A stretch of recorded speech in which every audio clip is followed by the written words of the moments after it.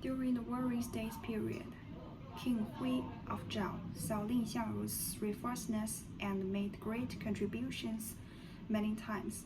He admired him and named him prime minister. Military General Lian Po has made great achievements in the war. He has worked hard for the country.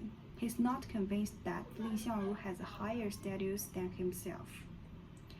Lian Po has always looked down upon literati, thinking that they can only talk and play tricks. The more you think about it at home, the more angry you get. He heard that Lin Xiangru was going to pass by his house to return to the prime minister's residence after going to the court. So he deliberately created difficulties and killed Xiangru's atmosphere. One day, Xiangru's car was walking along the long street when he heard a servant report that Lian Po's carriage was blocking in front. Xiangru knew that Lian Po was not very generous, so he didn't want to argue with him, so he asked his servants to take the path instead. Xiangru said to his servant, "It doesn't matter, let's go back and take another path." In order not to conflict with Lian Po, Xiangru decides not to discuss matters in the place until Lian Po's anger disappears. At this point, Lian Po thought Xiangru was really afraid of himself, and he also instigated the disciples to make trouble with the people in Xiangru's mansion, humiliating Xiangru. One day, the disciples of the prime minister's residence and the general's residence happened to be drinking in a hotel. The general's disciples had a chance. Lian Po stormed and laughed at Xiangru while drinking.